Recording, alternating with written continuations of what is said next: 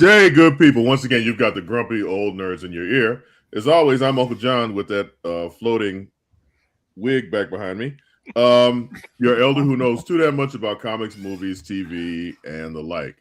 I have way too much time, so I sit around getting fat, eating, and watching stuff. And I give you my opinion and the opinion of my friends, and we're right and you're wrong. So come sit with us for a while, won't you? And like I said, I bring my friends with me. Right there is Uncle Rod. Hi, Uncle Rod. How you doing? Greetings from Night City. Okay.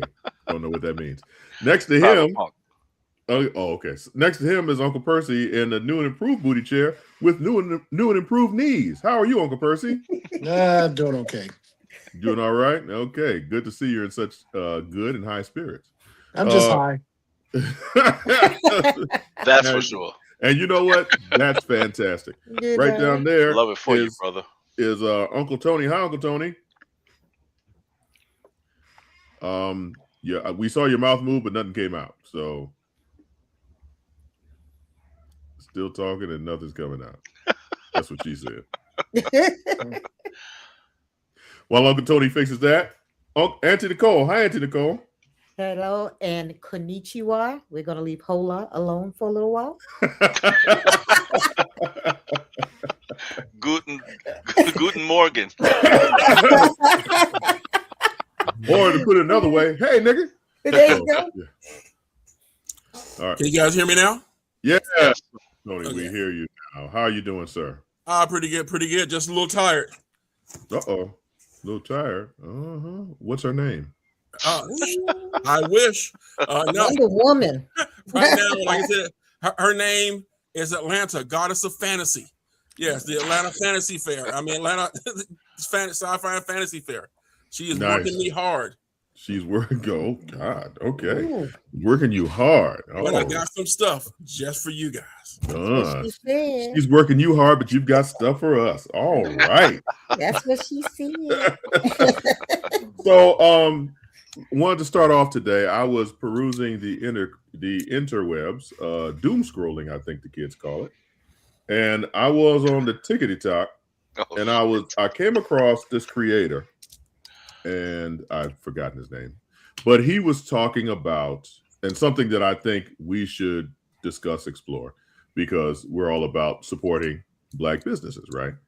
He was saying something to the effect of, there is really no fan base in this country for Black independent comics. Now that hit me kind of hard, because if anyone who has watched this show for any amount of time, and God bless you if you have, you know that I stumped for Milestone Comics till the end of time, and I've always said I wanted the revival. I wanted Milestone to come back. I know Milestone isn't independent, but just follow along with me for a second. John, real quick, I think you're talking about Brandon Easton. Is that it? Yes, Brandon Easton. That is his name. Yes, on these internet streets, we want to give credit where credit is due. So, I've wanted Milestone to come out, and bang, Milestone came back. And guess what? I didn't like it, so I didn't buy it. So that, to me, is the height of hypocrisy, because I sit here and I say I want Black creators, I want Black characters, I want these Black-owned creations, but Milestone came out, and I was underwhelmed. And whether it be gatekeeping or whether it be just because I'm an old ass man and I wanted my version of Milestone to come back, and this was a variation on the theme, is a discussion for another day.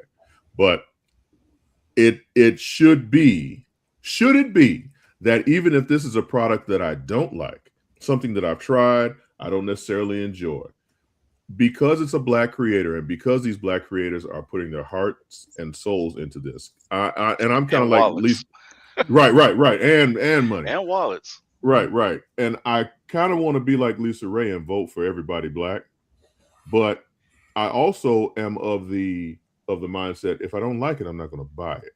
Right. So who are we looking at in terms of, is it our fault that some of these Black independent creators are not succeeding, or the push isn't out there? And on the flip side of that, what the fuck is going on with Milestone? Why is it that could be almost a whole show in itself? Yeah. okay, so we'll push that to the side. But is it our duty as Black comic readers to support these Black independent comics? Because there are a ton out there right now, and we've only scratched the surface. We've talked about Ace Blade, and we've talked about Scion, and we've talked about Impound, and we've talked about a couple of others. But is it our duty as Black consumers to buy all of these and that be the base from which these products launch? I'm gonna let the guy who owns the store go first. Yes, because I do put my money where my mouth is. Okay. All right. My question for you is, you didn't like it, so you didn't buy it? It was a one-shot book. So how did you not like it and then decide not to buy it? Or did you actually sit there and read it and then decide not to buy it? Which one are you talking about? All right, you said that the Milestone book came out. Which is sold out and was already going into a second printing. One of them, yes. I bought Static.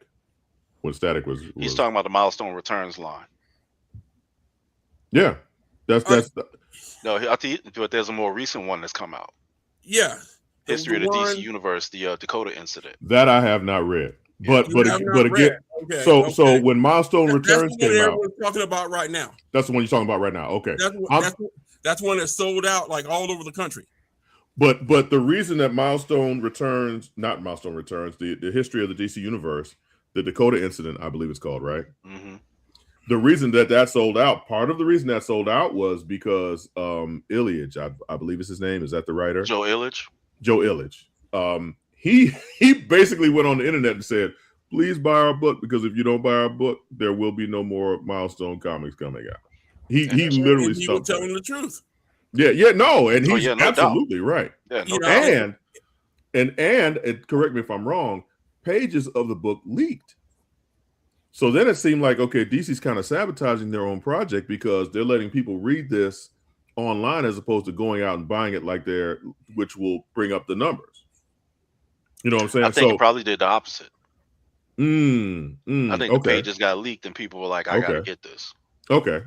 So to answer your question, Tony, no, I have not read the history of the DC Universe, the Dakota Incident, but I'm going back to when Milestone Returns came out, and there was a Static book, an Icon and Rocket book, and a Hardware book, and I bought the Static. Also Blood Syndicate. Blood Syndicate as well, yes. And I bought Static, and I wasn't feeling it. Okay. That's one story arc, one storyline. As popular as, let's say, Black Panther is. All right, there are certain story arcs that were not good compared to others. So if you get a bad story arc, do you just give up on the character? Yes. You're part of the problem. You're definitely the problem, part of dog. the problem. But that's not just Milestone, that's not just Black independent books. That's everybody. Right. Marvel, DC, whatever. How many comics do you buy a month? I do not buy comics like I used to. I do not. I maybe 2 or 3 a month. 2 or 3 a month. What are those titles? I buy. I was reading. What's the name of that thing? I can't even remember it because it was a graphic novel. It was a graphic novel because I don't buy ongoing titles anymore. I buy graphic novels. Okay, so what are the new hot graphic novels you've gotten? Oh, this is the one that I got. The one that I got recently wasn't new. The one that I got was Firefly, A Leaf on the Wind. Okay. That's definitely not Black. Yeah, believe me, I know. Bitter Root. I got Bitter Root. Okay. All right. The story that takes place during the Harlem Renaissance, or the story that takes place in the 1960s? Harlem Renaissance. All right. I bought that graphic novel. That came out way long time ago. Yeah. Okay. That's he's it. Buying the trades. Yeah, that's it. I buy trades. Yeah. Okay, but like I said, that trade came out a long time ago. Oh, okay. Like many years ago. Right. All right. But I had just found out about it, so I bought it and I enjoyed it. Right. So you're not technically a comic fan. you dabble here and there. It's like the person who goes and gets like Greek food like maybe once a year. Okay. Damn. Okay. Speaking of Greek food, I want a gyro. Go ahead. I'm sorry. Yeah. But like I said, you're not a comic fan. All right. What the industry needs, whether or not you're supporting comics or indie comics or even indie comics by Black people, they need people who read on a regular basis. Okay. 1 or 2 graphic novels every once in a while doesn't move the needle. Okay. All right. It used to be like in the 90s. A successful comic book sold over 100,000 copies. Right. If not more. All right. Now, in this day and age, a successful comic sells 30. Okay. 30,000. 30,000. Okay. So they need to have numbers that are decent. Thank you, Cole. Oh, he ain't even coming close. but I'm doing it by myself. So my rebuttal to that is, Tony, is that the comics industry has changed. It is not what it used to be, because now they drag out these storylines into 4 or 5 issues to collect them into these graphic novels. And you so if I'm gonna go ahead and buy one issue of a story, there's gonna be maybe 2 or 3 solid pages of content, and the rest is filler. It's like buying a damn record, and they got the 2 singles, and the 5 other songs are trash. And it's just like, okay, I remember that. It's all the 80s. And it's to the point now where it's the same damn characters. And I want to going back to Milestone, or even talking about okay, let's talk about the Fox Chronicles. How long was it between issue 1 and the next issue that's coming out? 4 years? Yes. Okay. So I can't buy Fox Chronicles, even if I love Fox Chronicles. I can't buy it every month because it's not coming out every month. And independent creators, as even the best independent creators, are not going to give it to us. Yikes. Pause. Are not going to give it to us every month. You know why? Why is because we're not selling 30,000 copies of it a month so we can recycle the money. Let's take like one of the most successful indie Black books out there. Let's look at Tuskegee Heirs. Right. All right. I personally in my store have sold more copies of Tuskegee Heirs than anybody except for the creators. Okay. All right. At this point, they're working on issue 5. Yep. This book came out years ago. Right. The problem is, even as successful as that book is, they are not making enough money on sales to produce the books. So I guess everything always breaks down to the color of green, which is money. Okay, so check this out. If there were a higher demand for the book, they still would have those issues, right? No. Because just because people want it doesn't mean that they're gonna buy it. Like, you see creativity don't play a role in that, though. I mean, they don't always have. It's not always about the money, but maybe thoughts to paper to product. You know what I'm saying? That takes a while too. No. Around in the You should be able. You can put out a 22-page comic every 2 months with like no problem. So okay, when we had Mark Bandy on last week, he said that it was 3 years from the inception of Scion till it actually was printed and available to buy. If you're taking 3 years to manufacture a product, won't it take another 3 years by the inception, the ideas, getting everything together? I know money is a big factor, but also these independent. I see another example. I see the creator of Ace Blade. Maybe they need to come up with like a Talented 10th group that can support that smaller group. That's not a bad idea, Cole. And I want to put a pin in that because I want to talk about something else later. But I see the creator of Ace Blade, Danny J. Quick, on TikTok. He creates like 3 or 4 TikToks a day. and he's just he's on there a lot. He's pushing these videos He's on out. TikTok heavy. And he has a real full-time job. And he has a wife and family. When he got time to write a comic book script? I'm a married black man with a full-time job. I don't know how he does it. That's his situation, though. But Concrete Comics is on TikTok a lot too. Yeah, right. Going back to the guys with Tuskegee Airs, both of them are full-time creators. You know, Greg is a full-time writer. Marcus is a full-time artist.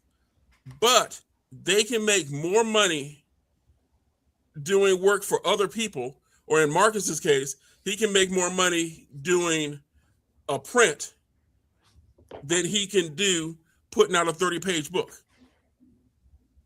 So the question is, what's the best way to support these creators outside of just buying their books? Because clearly just buying their books isn't enough.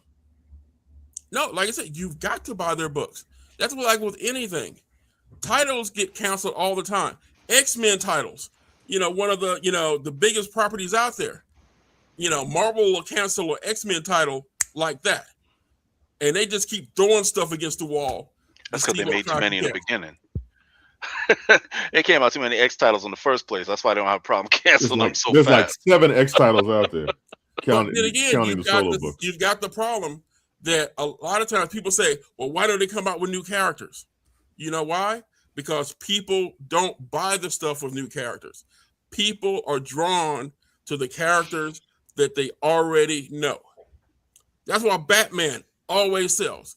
It's like you were talking about the thing and stuff with Kevin Eastman. All right, not Kevin Eastman, Brandon Easton.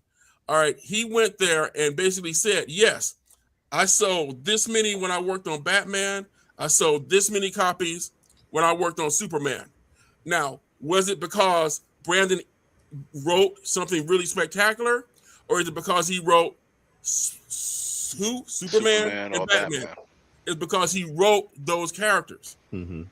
He's written a whole bunch of like 80s stuff from the cartoons that people grew up in the 80s. Right. He's done Mask. He's done Thundercats. He's done so much stuff. All right. But what were the 2 highest selling things he did? Batman and Superman. Mm-hmm. All right. Okay, so we got to buy the books regardless, right? That's people a non-negotiable. Their mouths all the time. We got to buy the books. You got to buy the books. Now, in addition to buying the books, we have to promote the books, right? After you get it bought and you like it, tell people you like it. Get on socials, come on this show, do whatever, right? Right. Say you like the book and you want other people to read it, right? That is going to get word of mouth out there. Word of mouth is still pretty powerful, even in this age. Absolutely. But it also wouldn't hurt to have, if you can get the money up or do what you need to do with AI, create your own commercial and put it on TikTok for your comic. That's something I think I've seen maybe 1 or 2 people do, and quite honestly, I'm surprised I don't see more of that, because you can. You gotta be careful with AI, though.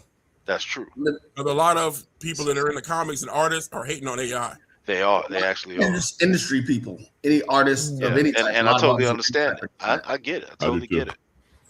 So, Ron, let me jump in on something that you said, though. Let me jump in on something, because I think this is one of them touchy subjects to me. Chicken and egg, as we like to say a lot of time. But I think I put the first comment up. The stories still have to be good. We can't be out here supporting stuff just because it's black and it's bad. That's the let's start there first. We got to be able to support good product. Now the key is we know that there's good products out there.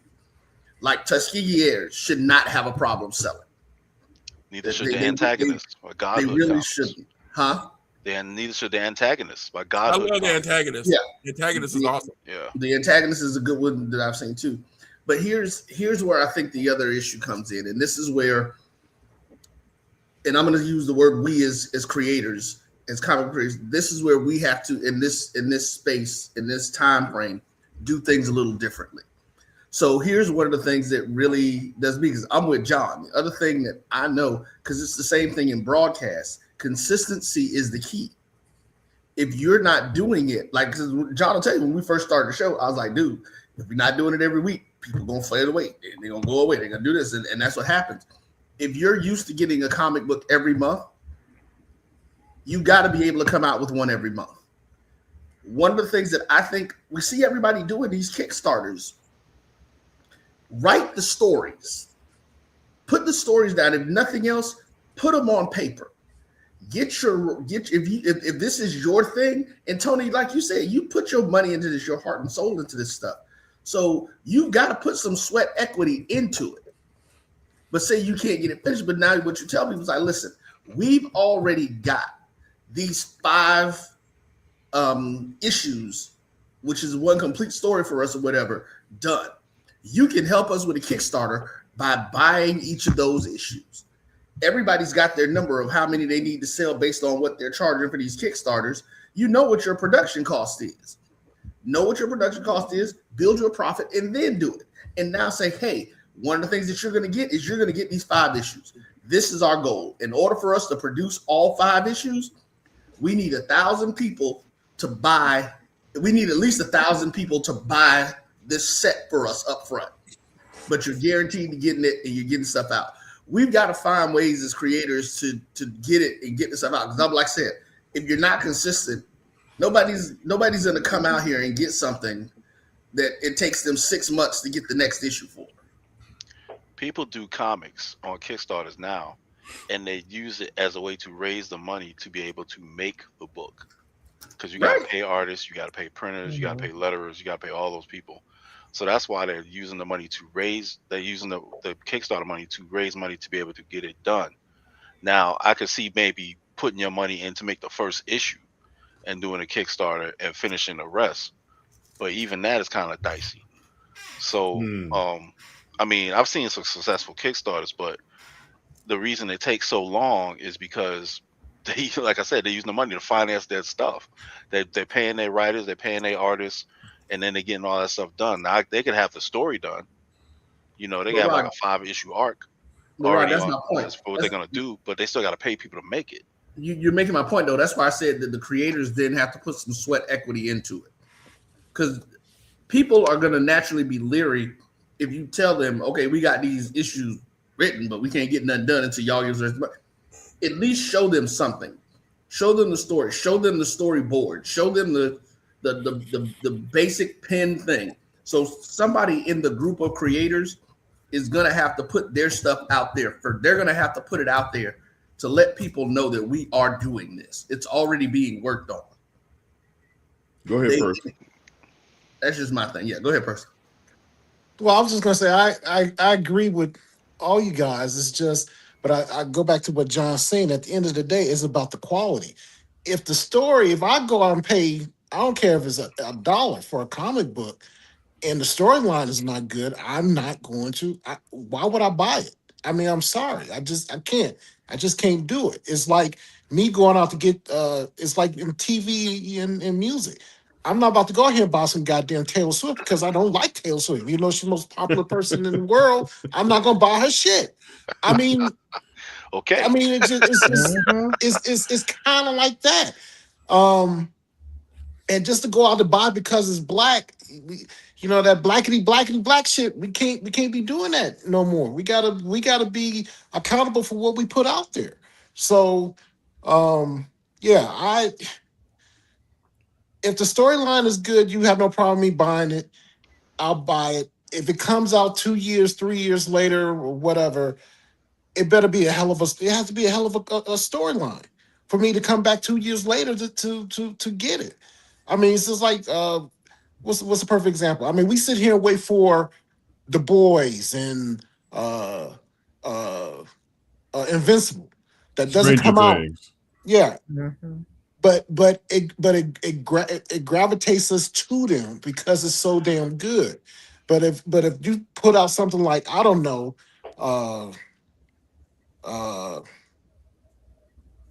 what's a bad show? Iron Fist. Yeah, Iron Fist or something like that. You're gonna sit back and be like, you're gonna be like, well, what the hell? You know, how can I come back? And of course, they're bringing him back, and you're like, what the hell? You know. So when did he learn martial arts? Finally, it's been enough time. Percy brings up a good point in that we're dealing with, when you're dealing with other properties that are more well known, you might give them a chance because you know what the property is. If I'm dealing with something fresh Totally out the unknown. box and it's bad, I'm not going to give you a second chance, especially when independent comics cost damn near $15. You know what I'm saying? Yeah. I sell most of the independent books here in the store for just $6. Okay, well, good for you. All right. Like I said, I'm looking here and get the antagonist, which is good. Have you tried the antagonist? Yeah, I like the antagonist. Yeah. Okay. But I dug Bitterroot. I luckily I found some books that I enjoy. But at the end of the day, there are so many Black independent artists out there. To be honest, it's so much easier to actually get a book done now than it was back in the day. You could trip over all the Black independent artists walking out the door right now. So it's really about, who do I want to try? Who do I not want to try? Do I want to try Keisha? Is it Keisha Demon Hunter? Demon Eater. Or do I want to try Bitterroot? Or do I want to try Ace Blade? Or do I want to try, Scion?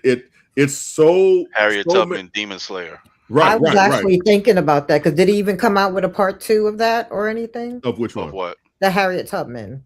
Yeah, it's like 3 or 4 issues. Okay, so I'm still working off of the first one. I actually enjoy it, but I'm not gonna lie. It's just you have to pace yourself. It's you don't, half the times I don't even know when they finally come out with the next one. Just like that, I didn't even know that there was additional ones, because I'm not actually hearing about it. And I think a lot of times, like you said, with the promotions and things like that, you just don't hear about it. And a lot of times you go on to the next product that's out there. Yeah. And then you have independent creators like Mike Watson with the whole freestyle comics line. And I don't know how they do it, because they've got a ton of books out there. And I know they've been out there for a while, but they've got a ton of books out there. And it seems like they come out a little bit more frequently. Is it just me, or is that true? Well, no, they do come out a little bit more frequently, because they have the advantage that most of the creators are the artists. All right. And so they technically don't have to pay the artist. Gotcha. Yeah.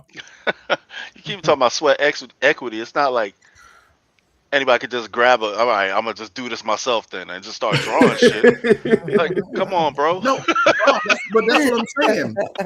The people who are the artists, and I get what Tony said, but Mike and them are a perfect example of writers and artists coming together and saying, you know what, we're gonna do this.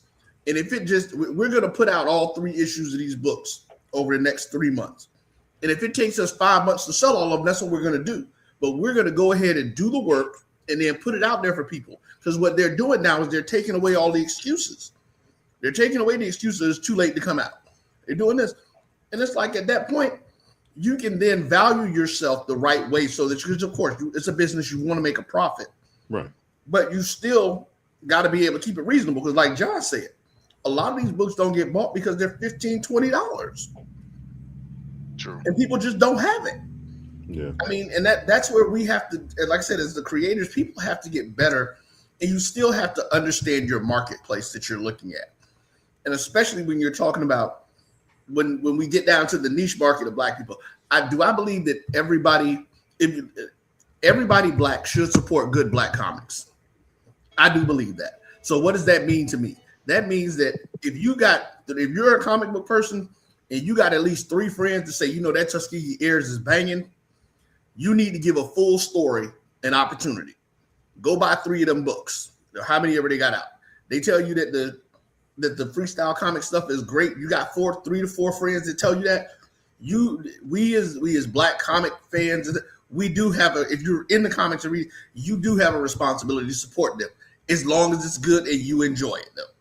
Because if you don't enjoy it, I'm not telling nobody to spend money on something they don't like. Period. I say you don't enjoy it, tell somebody else about it, because they might like it. No, that's true. There, I'm just talking about spending your money though.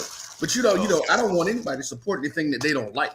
Yeah. But like you said, you know what? It wasn't for me. You check it out though. It was, the art was great, or this was just, you can find something positive to say about it, and just say this, whatever the story wasn't for me if you didn't like it. But like I said, that's going to be with, almost anything, everybody's taste is different. All right. But like I said, there's enough independent stuff out there now that there should be something for everybody. But then again, it all breaks down to economics. And let's be honest about it. All right. Man, see, y'all going to make me get all negative and everything. I'm going to get canceled. Okay. Nobody watches the show, Tony. You're good. All right. We do need to support each other in our crafts. Mm-hmm. In the heyday of the Black Renaissance, okay, basically that happened because we didn't have no choice but to support each other and support our businesses and spend our money with each other. Right. As soon as we got to the point where we can start giving our money to other ethnic groups, suddenly we started losing our wealth. So integration hurt us, is what you're saying. Right. All right. You go into Black neighborhoods. Look at the businesses. Most of the businesses in the Black neighborhoods are not black businesses. The views of Tony Cade are not necessarily those of the Jericho Broadcast Network. Talking on that one. Ain't no disclaimer on that one. I knew that was going to happen. Ain't no disclaimer on that one. All right. I used to be in the flea market on Memorial Drive. Okay. It was owned by a Korean man. All right.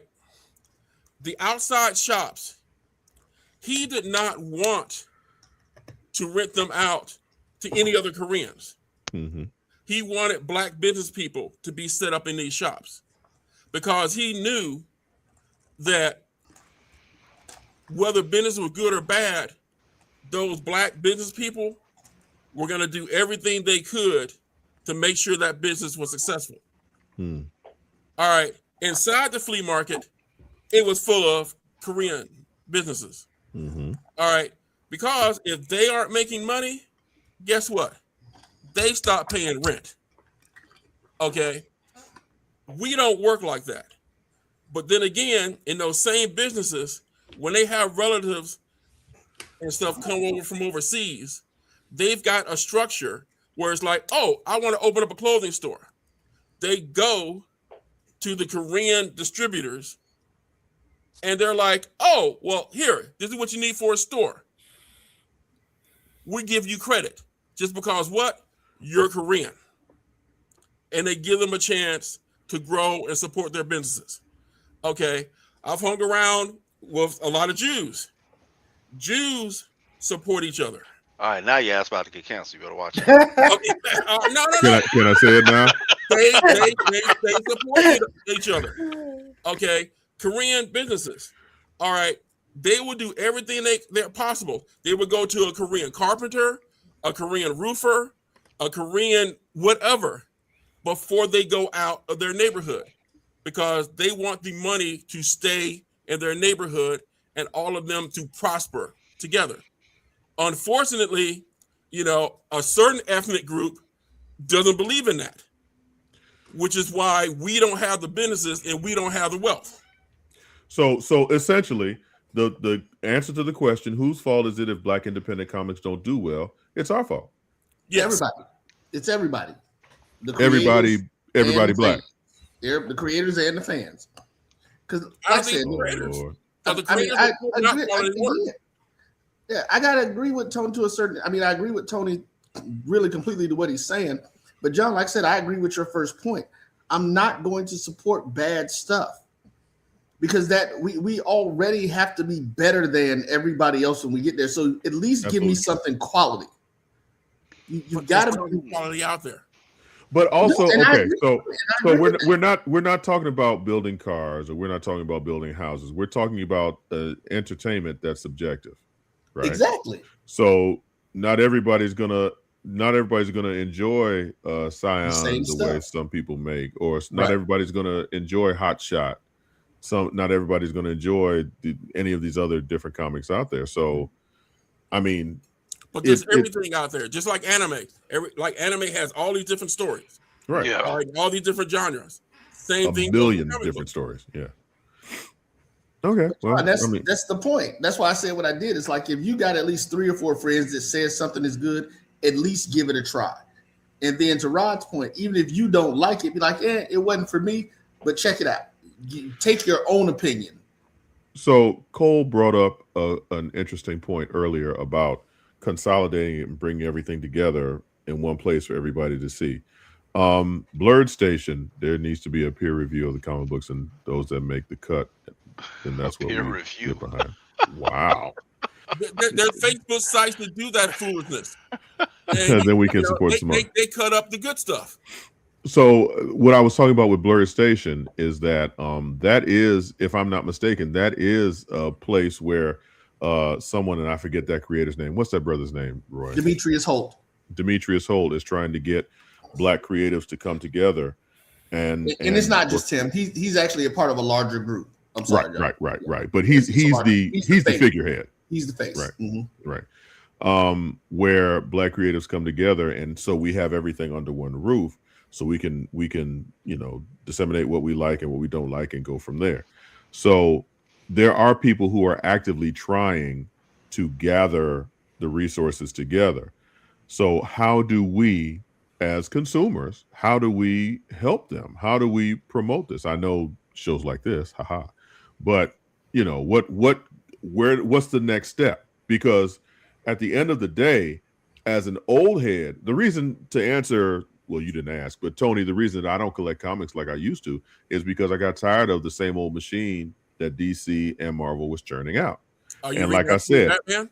I wasn't, Are you reading Absolute Batman? I haven't started reading Absolute Batman yet, but let me finish what I was saying.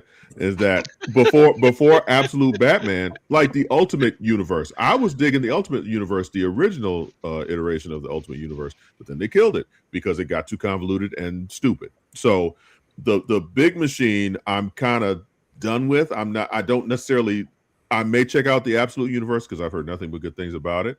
But the big two, I'm really not interested that much because, number one, these characters have been around for 1,000 years, and how many more stories can you tell, especially when you have 7 Batman books out with the same fucking character?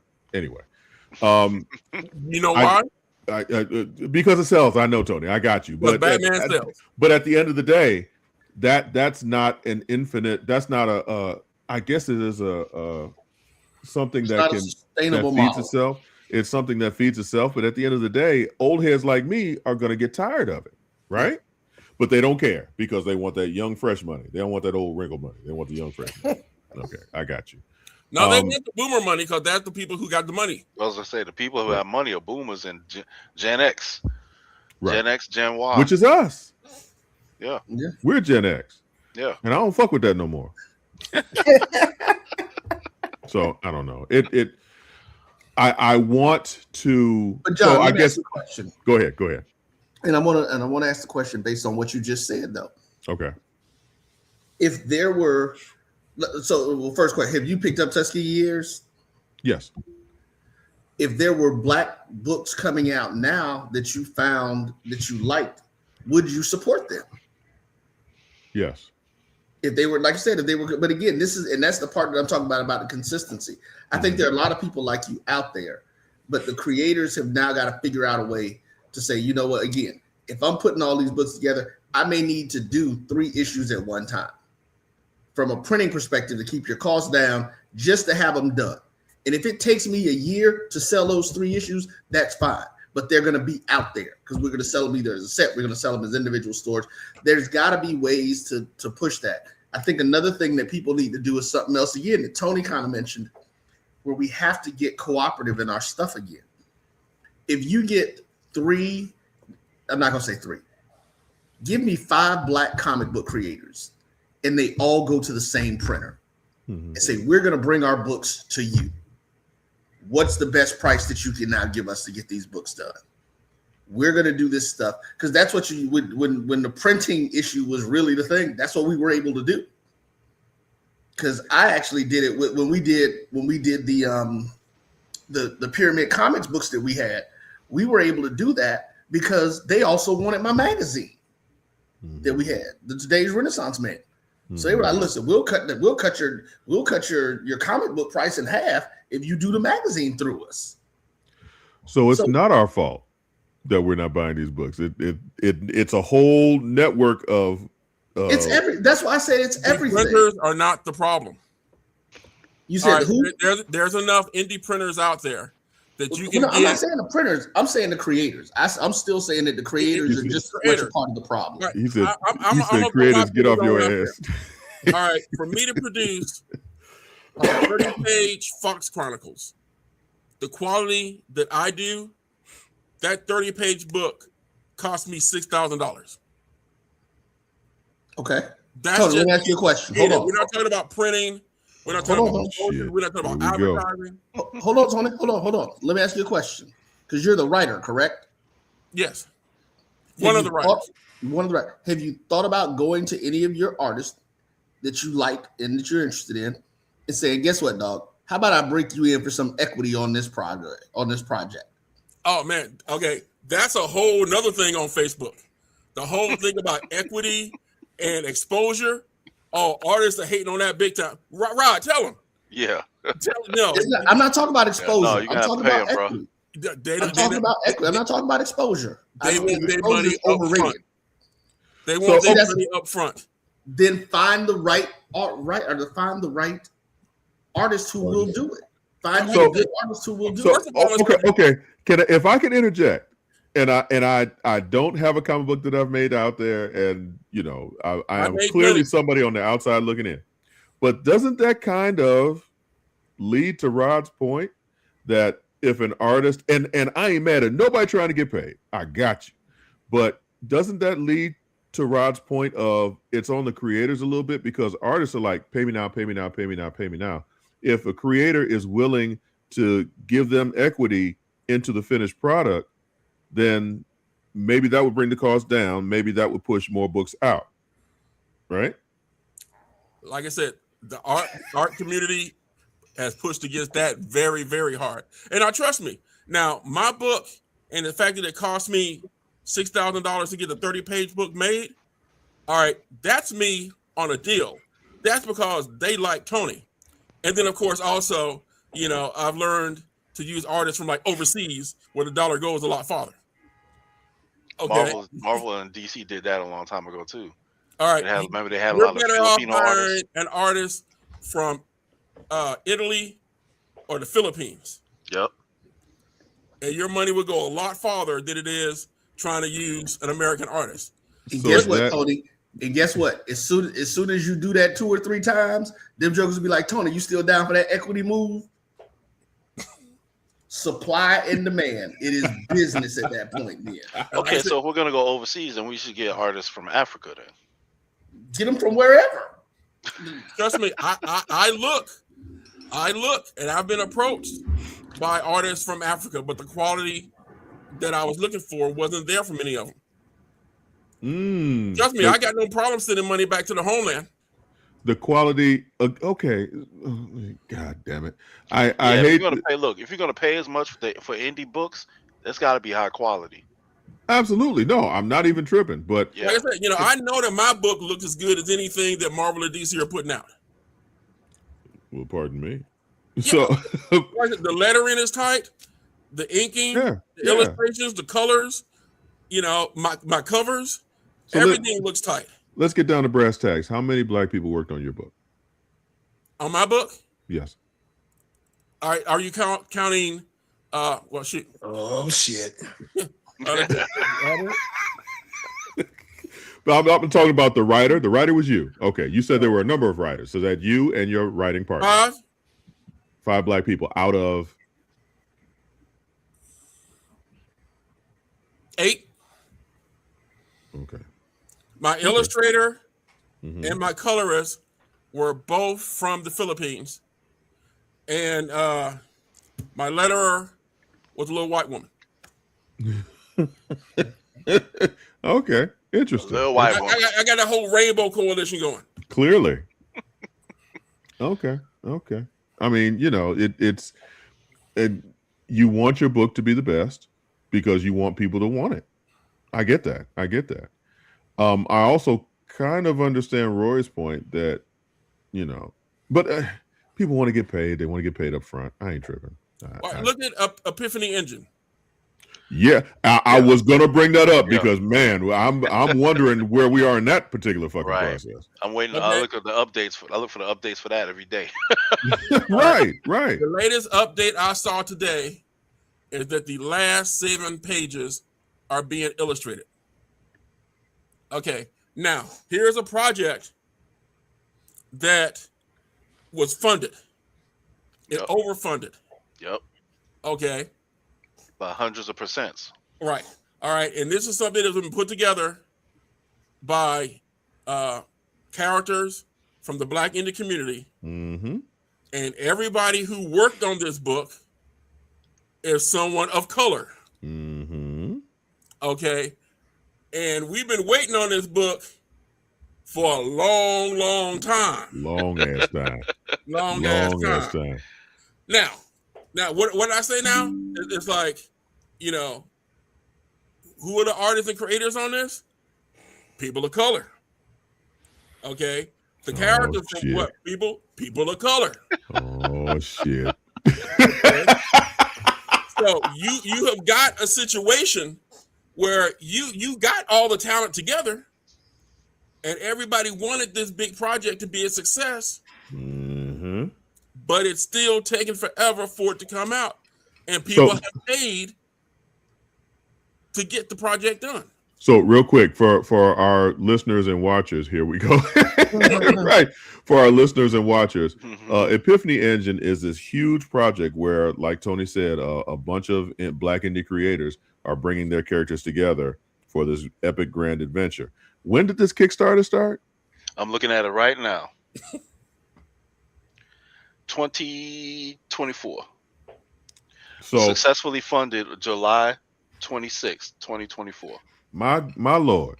So now we're going on 2 years of this project being funded, of this project being fully funded, and we're still waiting on the project. So so remember, I'm not a big Kickstarter guy. So did they get the money already? Or yes. Oh yeah. After the project funds, you basically get all of your money in a week, minus basically Kickstarter's fee or whatever. We all bought a copy of that damn book. Yeah, they asked for 51,000. They asked for 51,000. They said they was gonna do it for 51. They got 62.7. See, but this is just like I talked about the quality side though. Why is it shouldn't take them 2 years to do this then? Because you're dealing with 50-something different creators and they're all doing their own pages and stuff. Well, no, the creators had no input or control except for the main people. Yeah. All right. My character is in the book. All right. And except the Fox is in the Epiphany Engine? Yeah, Fox is in there. Of course she's in there. All right. Okay. All right. And except for the pact and stuff that I saw some pages I wasn't supposed to. All right. No one knows what their character is doing in this story any way, shape, or form. When the book comes out, get the fuck out of here. Get the fuck out of here. Oh, man. So use my character. I don't know what the fuck they're doing though. So this isn't like an anthology where everybody brings Tony, like what I was talking about doing. You submit like all the characters are together in one story. Continuous story. Yeah. So it's like almost like Crisis on Infinite Earths. Yep. Right. But how is it, and this show has as usual, we've gone completely off the rails. But that's fine because I'm fascinated by this. So you've got like over 50 creators working on this book, 50 creators' characters on this book. And so who wrote this motherfucker? A lot of people. Greg Burnham was one of the writers on it. Yeah, he was one of the writers. But none of the creators of the characters wrote? Joe Illich is editor-in-chief. But none of the creators of these characters wrote it? Like your character, you had nothing to do with that shit. No, I actually wanted to be on the editorial team. And they turned me down. Okay. So have they said anything of why they still hadn't done this book? I know y'all say they're giving updates, but have they given any explanations? They gotta get the artwork in from the artist, and they have to pay the artist. Ace Blade is in it too. Yeah. Is a Hot Shot in it too? That shit. Where's that? let's see. Does it have that cover? Did you have a cover with like all of our characters on it?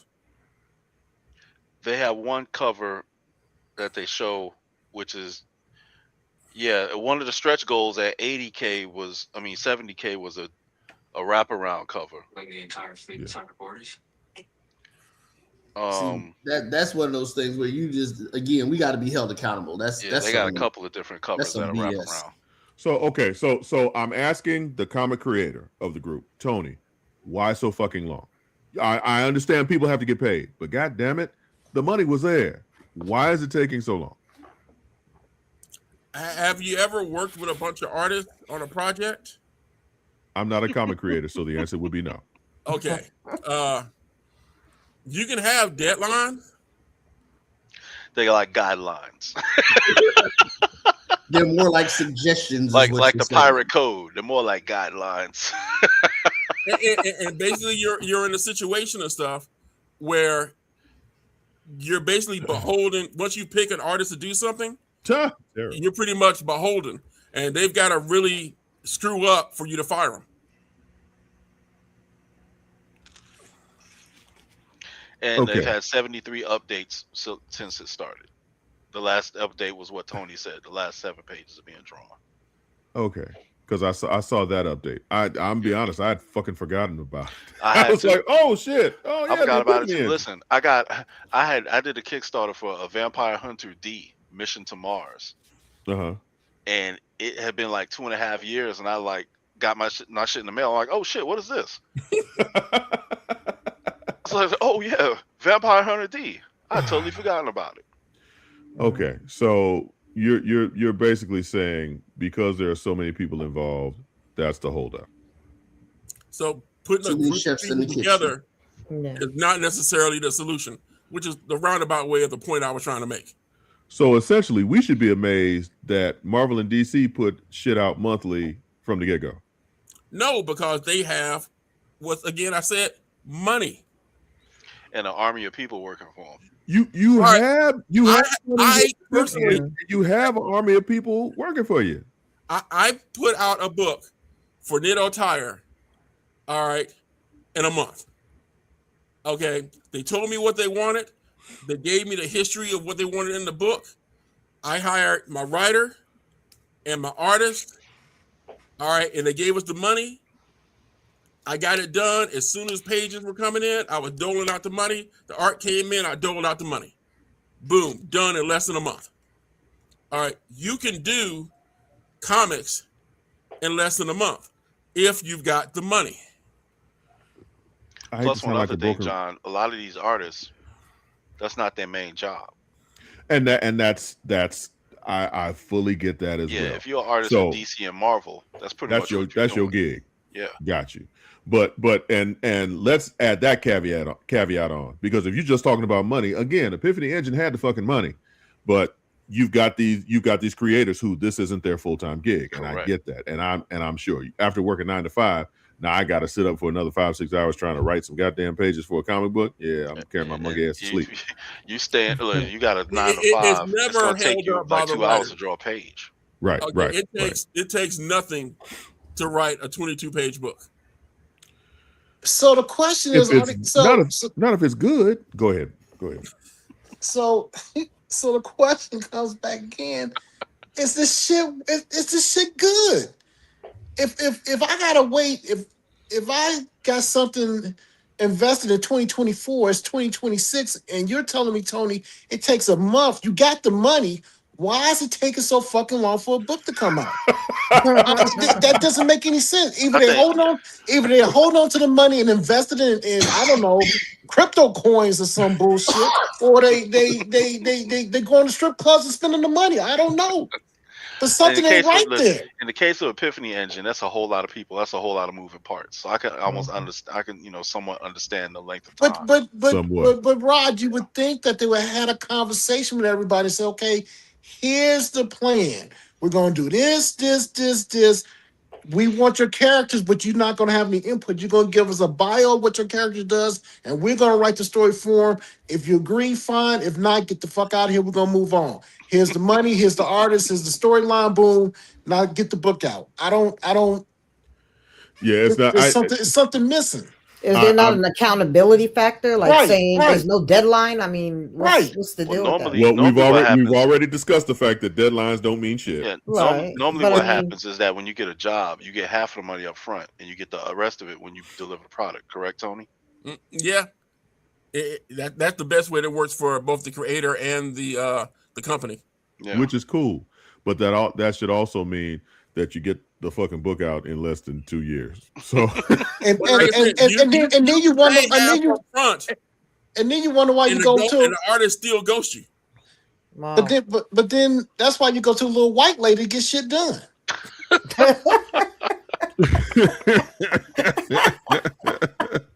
So the conclusion to the discussion is we're fucked in terms of black independent comics because we can't get shit in a timely fashion, and black folk don't want to pay the money. So I mean, and we don't. I think don't want to pay the money. I think the key actually is to make a smaller book, and charge less for it. Okay. So I'm going to. So my pledge is to find an independent creator that I like and start buying the monthlies. And that way, I'm not a part of the problem. I will change the whole fucking independent black comic scene by myself. And we've spent the entire hour talking about this shit. So one black man cannot save all the black folks. Well, Cole, goddammit, I think I'm going to try. So, well, hey, John, come on, we're gonna save the comic industry. 14th and 15th, come on down to the Atlanta Sci-Fi Fantasy Expo. Find you some indie artists. There will be plenty. Yeah. Look at their products and support. I have a wallet full of change, so I can buy me. I'm sure a solid $20 will get me one good book. Oh, you gonna put this up here? Hey Tony, is Ray Comics going to be there? No. Okay. Damn. So who will be there, Tony? Oh, okay. Now you're gonna caught me off guard about who will be there. Dude, it's like I done stole like 50-some vendor tables. That was the question I was not ready to answer. Do you have a list of the black independent comics that will be there, or is that something that you cannot roll off the dome? I cannot roll off the dome. But wait a minute, hold it. Can you guys pull up? Can I share the website? I can do that, can't I? That's a question for super producer. I was gonna say that's a producer question. Roy, can he share the website? Where are you trying to share the website? You mean on the screen? Yeah. I don't know if y'all have permissions to share. Just send it in the thing real quick. I'll put it up. Well, like I said, just go to the website real quick, AtlantaSci-FiExpo.com. Damn it. Okay. And be quick about it. You're right. So the selected guy. So while Roy is, you know what? I have to apologize. I'm actually on the website. We've got the complete schedule of all the panels and everything that we've got going on. And we've actually got some of the guests already listed and some of the vendors. So what's that website again, Tony? AtlantaSci-FiExpo.com. So if you are in the greater Atlanta area, please come check out the Atlanta Sci-Fi Expo on the 14th and 15th of March. Tony will have all kinds of good shit, and you can buy some black comics and help save the black independent comic industry. Hey, Roy, have you got the little short video to give them a taste? Oh. Yeah, I think I did see a video thing. Hold on here.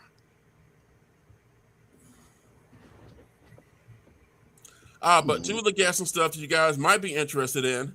Y'all remember Brother Man? Brother Man comic? Yeah. Okay, cool. We got Dave Wood coming. Okay. Oh, okay. All right. And have you been watching was it Inanu animation on Cartoon Network and HBO Max? I have not watched it. I will make it a point to check that out this weekend. Okay, well, he was actually the animation director on that. Nice. Ooh. No is sound. there sound? There is. There it is.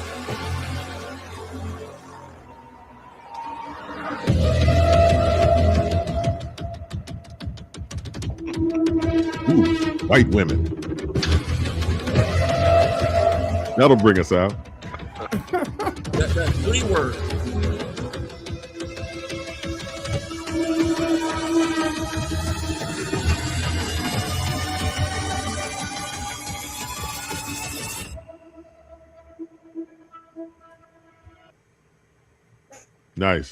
Nice. Hey John, let me know how your Dungeons and Dragons session goes. So yeah, I'm gonna go and look and see. Oh fuck, because I got baseball games on Saturdays. So There's Sunday. There's Sunday too. That's right. But if I don't go to church, my wife will stick a fork in my neck. So yes, the Atlanta Sci-Fi Expo on Saturday and Sunday, March 14th and 15th. What are the hours, Tony? It'll be 11 to 7 on Saturday and 12 to 6 on Sunday. After hours, we're moving the party over to Dugan's. And for those people that want to party, and for those people who want to game, we're moving the gaming over to the True Hilton over here at North Lake, which is basically right across the parking lot from us. Nice. Okay. And like I said, we've got a host hotel, so you can get a room for just $99 a night with a free breakfast in the morning. Did free he say hot a breakfast. hose hotel? That's where they keep the hose. So thank you for joining us today. Well, that's usually the extended stay up the street. There you go. Once again, we're the Grumpy Old Nerds. Thank you for hanging out with us and spending a little extra time with us. Again, Atlanta Sci-Fi Expo, March 14th and 15th. The show's over already? Yes, sir. It's 9:30. Yes, sir. I mean, we I told you we were off the rails like 10 minutes into it. I have to apologize. Auntie Nicole has been trying to get us to look at and talk about the Mummy trailer. I feel like Lindsey Buckingham and What's Up With That on SNL.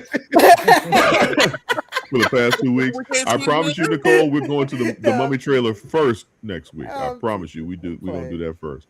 So for me, Uncle John, Uncle Rod, Uncle Percy, Auntie Nicole, Uncle Tony, and super producer Roy, thank you for checking us out. We're here every Thursday, 8:30 p.m. Oh, he's showing us his bills. The good stuff. What does that say, Viagra? Thank you for joining us. Creators. Have a good night. Support Black independent creators. Night.